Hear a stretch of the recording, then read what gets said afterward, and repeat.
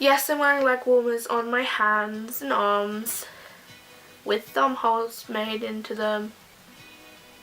My arms have been getting cold recently. Hi everyone and welcome to another video. Today's video is obviously a review.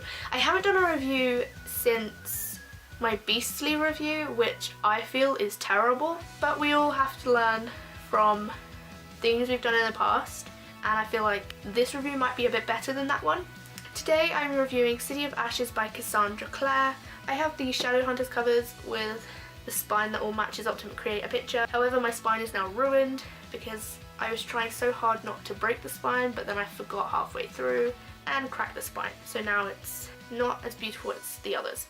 Anyway, so I usually struggle with reviews because I can't get my words out. So I'm going to try to the best of my ability to explain things. I have wrote a review, so if you want to read that instead of watching this mess, then it's in the description box below for you to check out. I will be using it as a guideline to help me do this video version, so hopefully it doesn't just seem like I'm reading it. So just to start off, a little disclaimery thing, I'm going to try and make this as spoiler free as possible, and I will let you know if there is a mini spoiler. So obviously you already know the book is City of Ashes by Cassandra Clare. I started this book on the 9th of January and finished it today on the 2nd of February. It took me this long to read because I did kind of have a reading slump during like the kind of middle area where I just didn't want to read anything. It wasn't the book itself, it was just I didn't want to read at all, even though I pushed myself to read it, and I'm glad I did, because even though I do that and sometimes I end up hating something, I did still enjoy this book. In the first book, City of Bone, one of the main characters, Clare, finds out that she's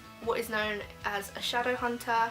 She finds this out because something happens. I won't spoil it. In this installment, they have to kind of defeat Valentine, any other problems and issues that arise within the story, and that's basically a summary. I'm not good at summaries, and I feel like it doesn't make any sense, especially since it's the second book, not the first. So in my mind, this book started off pretty slow. It just took me a while to get sucked back into the world of Shadowhunters. I feel like this was due to the fact that I had left it so long between reading the first book and reading this one. I don't know why I left it so long. I guess I just wasn't in the mood. I did pick this up at first a while ago and I just didn't want to read it at that time. So to start off, the writing in this series and book is amazing. It's so easy to read, but it's also quite descriptive in ways. And usually I don't really like some semi-long-winded descriptions of things, but I feel like it really worked and it really helped suck me back into the world of Clare, Jace, Alec and Izzy, or Isabel, but it just really, the writing really did just suck me back in, and I really thoroughly enjoyed that. And usually, like I said, I don't like long-winded descriptions or a lot of description. It kind of depends on the story and whether that part needs a description, but I felt like every description in this book was absolutely perfect and I really felt like I was there. So I am going to mention a quote. It's not really anything relevant to the story. I just really enjoyed it, and it just made me laugh because, well, you'll see. I gotta find it. So I'm gonna do the little section before it. I did this in the blog post, but the little bit before to add maybe a little bit more context. It says, Isabel looked dubious. Mum and Dad won't be pleased if they find out that you freed a possible criminal by trading away your brother to a warlock who looks like a gay Sonic the Hedgehog and dresses like the child catcher from Chitty Chitty Bang Bang, Simon inquired. No, probably not. I really like that. But mostly I only like that because the fact that Simon was describing Magnus Bane, every time Magnus Bane was mentioned again in the book, I kind of just pictured him as a gay Sonic the Hedgehog. It just really made me laugh to think of Magnus again, because I just pictured him with blue spiky hair in like a long coat. You know, does that make sense? I just felt like mentioning that because I found that absolutely hilarious, and it's my favourite description / quote in the book. So now I'm going to talk about one of the main characters. I'm only going to talk about one because there's only one that I really want to talk about at most, and that's Simon. Simon is my favourite character by far. I love his entire being. I love how Simon developed as a character because he still stayed his sarcastic, witty, in love with his best friend's self. That really shocked me because obviously he had his life flipped upside down once again after finding out about Shadowhunters and demons and vampires, werewolves, I can't say the actual word that's mentioned in the book for werewolves and wolves and stuff, but so I'm going to go with wolves. It's so much easier to say. But the only thing that changed about him was his thirst for blood and other vampire personality traits and stuff, like the can't go out in the daylight and stuff like that. It's like, but he was a Downwalder now, not a mundane, which, if you don't know, mundane is human and Downwalder is, I think, demons that still have humanity, if that makes sense. Despite that, he held on to as much humanity he could, despite the fact he wasn't human anymore. And I'm gonna say despite a lot. I just realised I've probably said that a few times now.